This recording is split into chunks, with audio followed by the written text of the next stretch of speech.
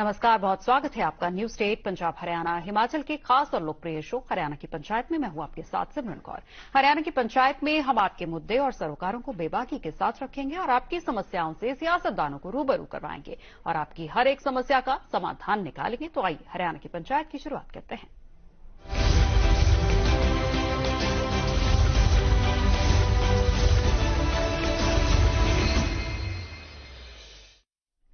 पिछले 2 सप्ताह में हरियाणा पुलिस के 2 अफसरों ने सुसाइड कर लिया। सुसाइड का मामला ऐसा कि उसने पूरे हरियाणा की पुलिस प्रशासन और राजनीतिक गलियारों में तूफान मचा दिया। पहले 7 तारीख को चंडीगढ़ में आईपीएस वाई पूरन कुमार और फिर यह मामला शांत नहीं हुआ था कि रोहतक में 14 तारीख को एक एएसआई ने खुद को गोली मार ली। पुलिस और प्रशासन पर आरोप प्रत्यारोप के साथ इस मामले ने भी तूल पकड़ा है। एक तरह से कह सकते हैं कि हरियाणा का पुलिस विभाग इन दिनों घटनाओं के सख्ते में आ गया है। पूरन मामले में डीजीपी शत्रुजीत कपूर की छुट्टी हुई और नए डीजीपी के तौर पर, या फिर ऐसा कहे कि कार्यकारी डीजीपी के तौर पर ओपी सिंह की ताजपोशी हुई और अब ओपी सिंह के ऊपर सारी चुनौतियां हैं कि इन दोनों मामलों से कैसे निपटा जाए और जांच की रफ्तार किस तरह आगे बढ़ाई जाए। इसी बीच पदभार ग्रहण के बाद डीजीपी ने पुलिसकर्मियों को मोटिवेट करने के लिए एक लेटर जारी किया है। इस लेटर में डीजीपी ने कतील शफई का एक शेर भी लिखा है। उन्होंने लिखा कि वो मेरा दोस्त है, सारे जहां को है मालूम, दगा करे वो किसी से तो शर्म आए मुझे। आज हरियाणा की पंचायत में इसी मसले पर करेंगे चर्चा।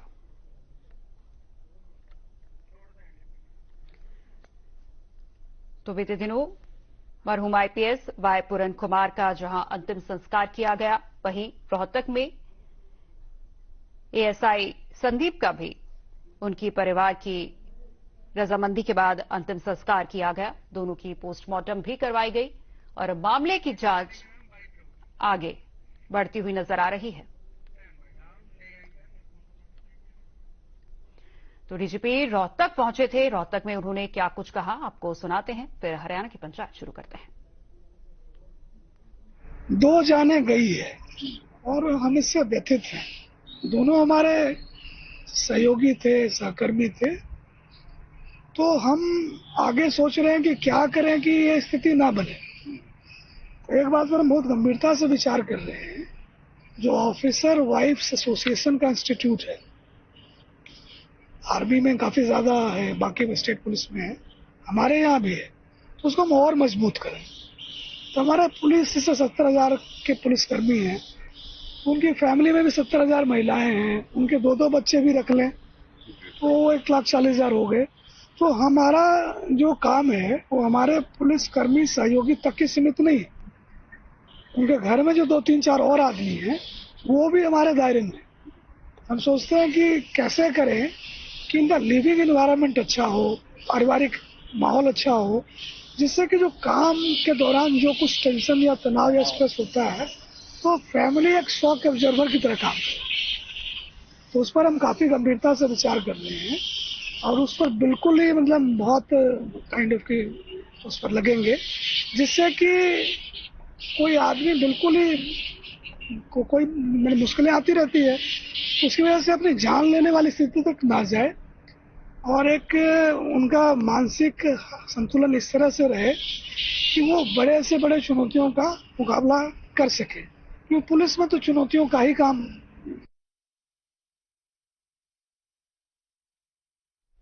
तो इसी मुद्दे पर चर्चा शुरू करते हैं। हमारे साथ हमारे माननीय पैनलिस्ट जुड़ गए हैं। आज पैनल में हमारे साथ वेदभूषण शर्मा जी हैं, फॉर्मर पुलिस ऑफिसर, और हमारे साथ हैं राकेश सोढ़ा जी, कांग्रेस के स्पोक्सपर्सन। साथ हमारे हैं राजबीर रोहिला जी, बीजेपी के स्पोक्सपर्सन। आप सभी का बहुत बहुत स्वागत न्यूज स्टेट पंजाब हरियाणा हिमाचल पर। वेदभूषण जी, सबसे पहले मेरा सवाल आप ही से, क्योंकि आपने बहुत समय तक, बहुत सालों तक पुलिस सर्विसेज दी हैं, तो अगर मोटे तौर पर देखा जाए तो जिस तरीके से वाई पूरन सिंह ने सुसाइड नोट लिखा जिसमें कुछ अधिकारियों के नाम लिखे, हम अक्सर कहते हैं कि कानून सबके लिए सामान्य है, तो क्या प्रावधान है कि अगर एक सुसाइड नोट में किसी पर सीधे तौर पर इल्जाम लगाए गए हों और साथ में वो लेटर्स, वो शिकायतें भी अटैच की गई हों जिसको पहले वो आधार बनाकर शिकायत दर्ज करवा चुके हों, क्या इस आधार पर किसी को गिरफ्तार किया जा सकता है, बी इट वो कोई आम आदमी हो या फिर कोई अधिकारी या फिर कोई मंत्री हो? कानून क्या कहता है? देखिए, डाइंग डिक्लेरेशन बड़ा इंपॉर्टेंट एक डॉक्यूमेंट होता है मुंह जवानी कहे, लिख के कहे, डिजिटल वर्ल्ड का टाइम है, व्हाट्सएप करे, इंस्टाग्राम पर लिखे, फेसबुक पर लिखे, वो तमाम चीजें आज कानून के अंदर मान्य है और कानून के अंदर प्रोविजन है। परंतु केवल नाम लिखना ही काफी नहीं है कि आप किसी का भी नाम लिख के चले जाएं, पुलिस उसको तुरंत अरेस्ट करके जेल में डाल दे और अनलिमिटेड टाइम के लिए जेल डाल दे। ऐसा कोई प्रोविजन नहीं है। उसके लिए आपको सफिशिएंट सबूत जुटाने होंगे प्रूव करने के लिए कि जो डिसीज था उसका मेंटल स्टेट ठीक था या नहीं था। जैसे वाई पूरन कुमार है, उन्होंने किसी को छोड़ा ही नहीं, 13 आईएएस और आईपीएस ऑफिसर्स के नाम लिख दिए कि इसमें ये कमी थी, इसने मेरी ये नहीं सुनवाई करी, वो सारी चीजें हैं। अब इस मामले को दो पक्ष में देखा जाए, एक जांच चल रही है जो चंडीगढ़ पुलिस कर रही है और उसकी जांच एक खुद जो है रिजर्व कैटेगरी से जो आईपीएस ऑफिसर है पुष्पेंद्र कुमार और दिल्ली से है, वो उसकी जांच कर रहे हैं। तो इसलिए हरियाणा से और चंडीगढ़ पुलिस से दोनों मामले जुदा जुदा हैं। दूसरा, जो एएसआई ने सुसाइड किया है और अपना सुसाइड नोट दिया, उन्होंने भी एक सुसाइड नोट लिखा है और पूरन कुमार ने भी 9 पेज का एक सुसाइड नोट लिखा है। उन दोनों के कंटेंट अलग अलग हैं। अब चूंकि जो पूरन कुमार की तो डेथ हो चुकी है और उसमें जिस एएसआई ने नाम लिखा है तो वो जांच के लिए अवेलेबल तो होंगे नहीं, परंतु उस मामले की भी जांच उतनी ही संगीनता से की जाएगी क्योंकि ये पुलिस ऑफिसर्स की डेथ से, सुसाइड से जुड़ा हुआ मामला है। पूरा हिंदुस्तान एक तरह से स्तब्ध है कि अचानक ये इतने सीनियर लेवल के जो अधिकारी हैं उन्होंने क्यों सुसाइड किया। और बड़े सीरियस एलिगेशन है सिमरन, इसमें करप्शन के एलिगेशन है, इसमें मॉरल टर्पिट्यूड, महिलाओं के शोषण की बात कही गई है, इसमें भ्रष्टाचार है। पूरन कुमार के खिलाफ ऑलरेडी एक करप्शन का केस चल रहा है जो कि विचाराधीन है क्योंकि उनके जो सुशील कुमार हेड कांस्टेबल थे जो पिछले 5 साल से उनके साथ ड्यूटी कर रहे थे, वो भ्रष्टाचार में 2.5 लाख रुपए महीना एक शराब के कारोबारी से मांगते हुए दिखाए गए हैं। उसके तमाम वीडियो, तमाम चीजें सोशल मीडिया में मौजूद हैं। तो जो मामला है दोनों तरफ से बहुत संगीन है। अभी जो आप टेलीविजन पर जो नए जो कमिश्नर साहब, डीजी साहब हैं, उनका आप इंटरव्यू दिखा रहे थे, उन्होंने बिल्कुल सही कहा कि ये मामला बड़ा संगीन है, उनकी परिवार की टेक केयर करना भी हमारी जिम्मेदारी है और इस सामने मामले को पब्लिक डोमेन में लाएं कि क्या हुआ, सच्चाई क्या थी, व्हाट वेंट रॉन्ग। तो ये एक इन्वेस्टिगेशन की चीज है जो आप चाहे कि जादू के डंडे की तरह 24 घंटे के अंदर, जैसे लोग डिमांड कर रहे हैं राजनीतिक लोग के, तुरंत क्यों नहीं उस पर एफआईआर कर दी गई, तुरंत अरेस्ट क्यों नहीं किए जा रहे। अब सरकार ने अपने एक्शन दिए हैं, पहले रोहतक के एसपी को हटाया और डीजी को नहीं होते, ना कोई जांच की चीज है। आपको राजनीतिक कोई फायदा उठाना है, कम से कम मृतक की जो हुई है, सुसाइड किया है, उसको राजनीति में ना बनाए। पहले भी इस तरह सुसाइड हुए, ये पहला सुसाइड नहीं सिमरन। आईपीएस ऑफिसर्स ने, मैं बहुत सारे आपको एग्जांपल दूंगा, दिल्ली के अंदर पैन इंडिया बहुत सारी खबरें ऐसी सामने आती हैं, हमने भी देखी ऐसी बहुत खबरें जी। पर उसका मतलब ये नहीं कि आप किसी को सडनली जाके अरेस्ट करके जेल में डाल दो क्योंकि उसने सुसाइड में नाम लिख दिया। मेरा और आपका नाम कोई सुसाइड नोट में लिख के चला जाए तो क्या मुझे तुरंत जेल में डाल देना चाहिए? तो मेरा सवाल ये है कि क्या पहले जांच हो या पहले अरेस्ट हो? कानून सुप्रीम कोर्ट कहता है कि पहले जांच करें, जांच के बाद ये सबूत आते हैं तो आप अरेस्ट करें और कानून के प्रोसीजर से करें। तो ये क्योंकि SC/ST एक्ट से मामला जुड़ा हुआ है, ये एक भ्रष्टाचार से जुड़ा हुआ मामला है, 2 ऑफिसर्स ने सुसाइड किया है, बहुत संगीन मामला है। एक आम आदमी भी सुसाइड करता है तो पूरे सोशल मीडिया में, तमाम अखबारों के अंदर बिल्कुल, इसीलिए मैंने सबसे पहले ये कहा कि कानून सबके लिए समान है, चाहे वो कोई बड़ा अधिकारी हो, चाहे कोई आम आदमी हो, चाहे कोई मंत्री हो, कानून सबके लिए समान काम करता है और होना भी ऐसे ही चाहिए। हमारे साथ हमारे बाकी पैनलिस्ट भी जुड़े हैं, हमारे साथ भाजपा के प्रवक्ता जुड़े हैं। आपसे मैं सवाल करना चाहूंगी राजवीर जी। राजवीर जी, 2 चीजें हैं, एक तो ये कि इस मामले में एक टर्म जो सामने आ रही है करप्शन, क्योंकि हरियाणा सरकार यही कहती आ रही है कि करप्शन के लिए 0 टॉलरेंस पॉलिसी हरियाणा सरकार ने इख्तियार की है और कहीं भी करप्शन बर्दाश्त नहीं किया जाएगा।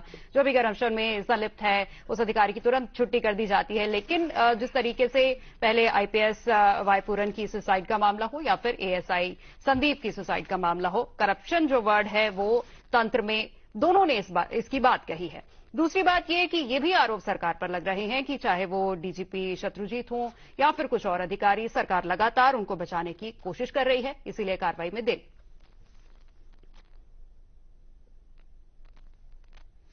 राजवीर जी, अपना फोन अनम्यूट कर लीजिए। अनम्यूट है मेरा फोन। जी, बोलिए, सुन पा रहे हैं आपको। आप सबको मेरी राम राम। जी राम राम।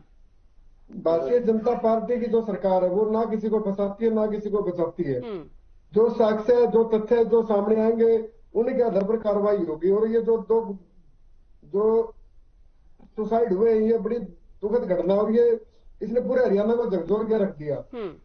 ये प्रशासन का, जो पुलिस प्रशासन, उसका इंटरनल मैटर था, लेकिन अब ये पब्लिक डोमेन में आ चुका है, तो सरकार ने जो संभव हो सकता है वो कार्रवाई की है।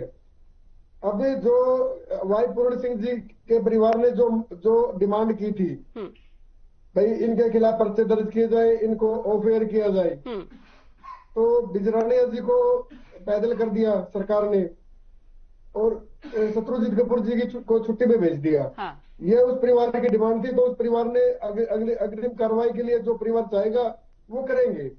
उसी प्रकार वो तो गिरफ्तारी की मांग कर रहे हैं ना, सवाल तो वही है कि वो तो गिरफ्तारी की मांग कर रहे हैं। वो तथ्यात्मक गिरफ्तारी होगी ना, ऐसे तो किसी पे आप मैं कुछ भी लिख दूं, उससे कोई मतलब नहीं होता ना उस चीजों का। वो सारी चीजें चल रही है। हरियाणा सरकार दोनों परिवारों के साथ खड़ी है और न्याय होकर रहेगा। उसमें कोई भी दोषी है, कितना ही बड़ा दोषी है वो बख्शा नहीं जाएगा। और इसी प्रकार जो संदीप लाठर का था, आज उनका अंतिम संस्कार हुआ, तो मैं दोनों को श्रद्धांजलि अर्पित करता हूँ। और जो उस परिवार ने कहा वो सरकार ने माना है। भाई जांच चल रही है, पर्चे दर्ज हो गए, और जो उस परिवार की मदद की जा सकती थी वो हमारे केंद्रीय मंत्री जी ने बयान दिया उस बारे में। भाई इस परिवार का जो बच्चों की पढ़ाई का या और जो व्यवस्थाएं जो एक इंसानियत के नाते कर सकते हैं करेंगे। और वही ऑफर हमने वाई पूर्ण सिंह जी को दिया था, परिवार को दिया था, ठीक है ना। तो ये सारी चीजें चल रही है। लेकिन जो रही बात करप्शन की, तो हरियाणा सरकार ना किसी को बचाती है ना किसी को फंसाती है। जिसने तो किया है वो सामने आएगा और इसमें कोई भी कोताही नहीं बरती जाएगी। मैं आपको यहाँ पर बिल्कुल बड़े विश्वास से कह रहा हूँ, हरियाणा सरकार में जो भी दोषी होगा इस प्रकरण में, चाहे वो कितना बड़ा अधिकारी हो, कर्मचारी हो, कोई भी है, उसको सजा दिलवाई जाएगी। और इन परिवारों को जो न्याय है, वो जो मुख्यमंत्री जी पहले दिन से कह रहे हैं कि भाई हम न्याय के साथ खड़े हैं, इन परिवारों के साथ खड़े हैं। जैसे भी इन परिवारों को संतुष्टि मिलेगी न्याय की, वो हम दिलवाने का काम करेंगे। और जो FIR चंडीगढ़ में हुई है, उसकी पूछताछ भी शुरू हो चुकी थी आरोपतक में। उसके बाद जो घटनाक्रम हुआ सबको पता है, ठीक है ना। तो कहीं ना कहीं जो हो रहा है उस पर पूरी नजर है सरकार की।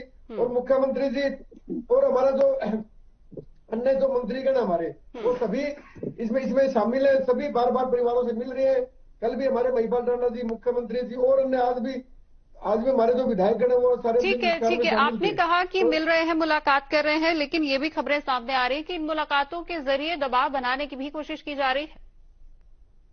नहीं, दबाव का, सिमरन जी, दबाव का क्या मतलब है? अब एक बात बताइए, हम किसी परिवार के साथ खड़े, उसमें दबाव का क्या मतलब है? कौन दबाव दे सकता किसी के ऊपर? वो परिवार को न्याय चाहिए, न्याय के लिए जो प्रक्रिया अपनाई जाएगी वो प्रक्रिया की जा रही है। शोक संतप्त परिवार है, उसको हौसला देना हर एक नागरिक का फर्क है, सरकार का। ठीक, राकेश जी हमारे साथ हैं, कांग्रेस प्रवक्ता। राकेश जी प्रणाम। राकेश जी, आप मुझे सुन पा रहे हैं? नमस्कार जी, नमस्कार। हाँ जी सिमरन जी बोलिए। जी राकेश जी, क्योंकि राहुल गांधी भी पहुंचे थे, वाईपुरन के परिवार से उन्होंने मुलाकात की। हालांकि उसके बाद दुखद खबर आई कि ASI संदीप ने भी आत्महत्या कर ली। अब ये मामला दो तरफा हो गया है, दोनों ने एक दूसरे पर संगीन आरोप लगाए हैं। जब वाईपुरन ने कुल मिलाकर 14 अफसरों पर ऐसे संगीन आरोप लगाए हैं, वहीं ASI संदीप ने अपने सुसाइड नोट पर वाईपुरन और उनकी फैमिली पर संगीन आरोप लगाए हैं। तो दो पक्षीय ये मामला हो गया है। विपक्ष की इसमें क्या भूमिका रह जाती है? विपक्ष क्या करेगा, किस तरह से इस मामले को सुलझाने की और जो पीड़ित है उसको इंसाफ दिलाने की कोशिश करेगा? देखिए सिमरन जी, ये दो पक्षीय मामला आप लोगों को लगता है ये सीधा सिर्फ एक पक्षीय मामला है, हम इसको मान के चलेंगे। क्योंकि अब तक जितनी भी डिबेट्स हुई है, सभी में हमने एक बात को रखा था कि भाई कानून का दायरा क्या है, पहले उसको समझना। अभी हमारे यहाँ वेद भूषण जी भी बैठे हैं, जिन्होंने समझा दिया सुप्रीम कोर्ट ने ये किया। कम से कम हमें ये बताइए सुप्रीम कोर्ट ने किस डेट में वो कहा था और उस स्टेटमेंट की लैंग्वेज क्या थी? SC एक्ट में उस मामले में क्या होगा? ये चीजें बहुत सारी हैं जो असलियत में हम कानून के दायरे में जाकर बात करते हैं। और इन दोनों मामलों को यदि हम कंबाइंड करेंगे तो एक सीधा सा मामला निकल के आता है। ये दोनों आत्महत्याएं नहीं है, ये सिस्टम द्वारा एक सिस्टमेटिक तरीके से की गई हत्याएं हैं। ये सिस्टम का फेलियर है, हरियाणा प्रदेश की सरकार का फेलियर है। इसमें आप पहले मामले से आप लगाकर चलिए, जब पूर्ण कुमार जी की आत्महत्या होती है, वो आत्महत्या करते हैं, तो उस समय आप ये देखिए वो जो सुसाइड नोट छोड़ के जाते हैं, उस सुसाइड नोट के द्वारा एक एक डेट, एक एक दिन जो भी उन्होंने बिल्कुल 10-15 साल का सारा पूरा आंकड़ा पेश कर दिया, पूरा डाटा पेश किया, डेट, समय, जगह, व्यक्ति, नाम ले लेकर उन्होंने बिल्कुल क्लियर तरीके से दिया इस चीज को। और जब बात आती है देखिए, और जब SC एक्ट लगाने की बात आई तो किस तरीके से लिपापोती करने का काम प्रशासन या पुलिस प्रशासन द्वारा चली। और जब प्रेशर आया, यदि वो SC एक्ट नहीं लगना था तो प्रेशर किसी का भी आए, कानून सबके लिए बराबर है। उसमें यदि गलत पूर्ण कुमार जी थे तो बिल्कुल थे, और नहीं थे तो नहीं थे। तो वो SC एक्ट में फिर धाराएं बदली गई। ये क्या था? फिर इसके बाद परिवार की मांग बिल्कुल कानून सम्मत थी कि भाई SC एक्ट यदि लगा है ना तो उसमें पहले गिरफ्तारी फिर जांच, क्योंकि दोनों अधिकारी बड़े स्तर के अधिकारी हैं। तथ्य के साथ छेड़खानी, सबूतों के साथ छेड़खानी की पूरी गुंजाइश है। यही तर्क दिया जाता है ना कोर्ट में, और यही पुलिस देती है ना जब किसी की जमानत नहीं होने देते या किसी की गिरफ्तारी करते। यही विवेक भूषण जी का डिपार्टमेंट ही करता ना इस चीज को। तो आज इस मामले में ऐसा क्या हो गया कि इतने बड़े अधिकारी हैं कि उनको छुट्टी पर भेजने से ही काम चल गया। बिल्कुल गलत बात है। अब हम आते हैं दूसरे मामले पर। दूसरा मामला जो हमारा भाई है, जो एक सिस्टम की भेंट चढ़ गया, बेवजह भेंट चढ़े हैं वो, क्योंकि इनका जो पद था ASI लेवल का पद था। आप ये समझिए, इन्होंने बात की है SP लॉबी, IAS लॉबी और IPS लॉबी की। एक IAS लॉबी में या IPS लॉबी के अंदर क्या एक ASI लेवल के अधिकारी की एंट्री इतनी आसान है? क्या वो इतनी जल्दी से उनके मामलों में पहुंच सकते हैं? इतना आसान नहीं है। तो बहुत सारे सवाल ये दोनों मामले पैदा करके गए हैं। इसमें पहला सवाल तो यही पैदा होता है, जब इतने बड़े अधिकारियों का मामला था, क्या एक ASI लेवल का अधिकारी करप्शन के मामले में, नोट कीजिए आप, करप्शन के मामले में क्या वो IO बन सकता है, जांच अधिकारी बन सकता है? बिल्कुल नहीं बन सकता। ये गलत बात है। आज तक के जितने मामले आप उठाकर देख लीजिए। SIT की जांच शुरू होती है और बुलावे के तुरंत बाद ये घटना घटित होती है। हमारे भाई IAS जो ये थे, ASI थे, इनके साथ ये क्या मामला था? और इसमें दूसरी बात आप अटैच करके देखिए, जो हमारी IAS बहन है अवनीत P कुमार, उन पर FIR दर्ज की जाती है। किस वजह से? क्या जानते हैं उनके डिपार्टमेंट के बारे में, और क्या संबंध था ऊपर के इतने बड़े अधिकारियों से इन ASI भाई का? तो संदीप भाई, कैसे इन लोगों तक इनकी पहुंच थी? मतलब इस इतनी ऊपर तक पहुंच थी तो मतलब कहीं ना कहीं दाल में कुछ काला तो था। अब बात करते हैं DIG, SP, ADGP लेवल के अधिकारियों के मामले। ये मामले क्या इतने ओपन होते हैं कि कोई भी ASI लेवल के अधिकारी के सामने खोल दिए जाते हैं, या उनको पता चल जाता है कि भैया करप्शन कर रहे हैं, या इस तरह का कोई मामला कोई आता है उनको पता चल जाता है। ये बिल्कुल गलत था। यहाँ सिस्टम ने अपना काम किया है, सरकार ने अपना खेल करने का काम किया है। अब संदीप लाटर का जो मामला है, इसमें आत्महत्या का रास्ता ही क्यों चुना गया? ये बताइए आप। यदि वो दोषी उनके सामने थे, उनके बारे में वो जानते थे, उनके पास सबूत थे, तो उनको पेश करते। भगत सिंह तो गद्दार, इस तरह का काम उन्होंने नहीं किया ना। भगत सिंह कोई डरपोक थोड़ा है ना था कि उन्होंने। नहीं राकेश जी, आप क्या कहना चाहते हैं कि इस मामले को जानबूझ के दूसरा एंगल देने की कोशिश की जा रही है? ये कहना था, बिल्कुल दूसरा एंगल देने की कोशिश की जा रही है। आप जो ये हमारे ASI भाई थे संदीप लाठर, इनका जो सुसाइड नोट है आप उसको पढ़ कर देखिए। उसकी भाषा बिल्कुल राजनीतिक भाषा है। एक तरह से एक सिस्टमेटिक खेल है। ये तो जांच के बाद पता चलेगा। हम अभी नहीं कह सकते कि इसमें दोषी हमारे IPS पूर्ण कुमार जी थे या हमारे भाई थे, या इसमें सिस्टम दोषी है, सरकार दोषी है, या और अधिकारी दोषी हैं। लेकिन हम एक बात जरूर कहेंगे कि बिना किसी जांच के, बिना किसी सबूत के आप सरकार को और इतने उच्च अधिकारियों को ईमानदारी का सर्टिफिकेट दे रहे हो। किस आधार पर दे रहे हो? आपका वहां तक पहुंच कैसे बनी, वहां तक आपका रास्ता कैसे तय हुआ? और जबकि इस मामले के अंदर मनोहर लाल खट्टर जी और पूर्व जो हमारे गृह मंत्री थे अनिल विज जी, उनका कहीं दूर दूर तक नाम नहीं है। क्यों? क्योंकि जबकि इनका नाम तो पूर्ण कुमार जी ने अपने जो सुसाइड नोट उसके अंदर क्लियर लिया है कि इन लोगों के संज्ञान में था मामला, सरकार के संज्ञान में था मामला। यह एट्रोसिटी का मामला एक दिन का नहीं है, 10-15 साल से चल रहा था। तो ये सारी बातों को यदि एक एंगल में एक राजवीर जी, अगर अनिल विज की बात करें या फिर खट्टर साहब की बात करें, अनिल विज जी तो वैसे ही बहुत मुखर रहते हैं, छोटी से छोटी घटना पर तुरंत उनका ट्वीट, तुरंत उनका बयान सामने आ जाता है। और जो वायपुरन जी ने अपना पूरा नोट लिखा है उसमें भी जिक्र किया गया है कि उनके संज्ञान में मामला था, लेकिन बावजूद इसके अनिल विज साहब का कोई प्रतिक्रिया नहीं आई। जब हमारे मुख्यमंत्री नायब सैनी जी आगे बढ़ के उस परिवार के साथ खड़े हैं, पूरी कैबिनेट खड़ी है, तो स्पेसिफिक किसी नेता का, किसी मंत्री का क्या महत्व रह जाता है? जब पूरी कैबिनेट ही उनके साथ है, लगातार वायपुरन सिंह जी के परिवार के साथ खड़ी है, हमारे जो अधिकारी है, जो चीफ सेक्रेटरीज वगैरह है या जो गृह सचिव है, वो सभी उनके परिवार के साथ है। ये तो आप कवर अप करने की कोशिश कर रहे हैं राजवीर जी। सारे तमाम बड़े नेता, तमाम बड़े लीडर्स मरहूम आईपीएस के घर जाकर सांत्वना बंधा रहे हैं, तो अंबाला से कितना दूर है चंडीगढ़? अनिल विज साहब तो दिल्ली तक पहुंच जाते हैं, वो चंडीगढ़ नहीं जा पाए। तो आप मुझे ये बताइए ना, जब मुख्यमंत्री जी खुद गए 2 बार परिवार से मिलने के लिए, मुख्यमंत्री जी कल लाहौर में भी गए थे, जब मुख्यमंत्री जी मतलब खुद सामने आके मतलब। राकेश जी आप कुछ कहना चाह रहे हैं? राजवीर जी, मैं सिर्फ आपसे एक सवाल करता हूं। जो हमारे पूर्व मंत्री थे भाई संदीप कुमार वाल्मीकि जी, वो उस मीटिंग में शामिल थे जहां पर राजेश खुल्लर आईएएस और ये आपके मुख्यमंत्री बैठे थे। जब इन पर चर्चाएं हुई और जब इनको सस्पेंड करने की बात हुई, चलिए समय मेरे पास समय और इजाजत नहीं दे रहा। आज की डिस्कशन मुझे यहीं रोकनी पड़ेगी, समय इजाजत नहीं दे रहा। और आप सभी का इस चर्चा में शामिल होने के लिए बहुत बहुत धन्यवाद।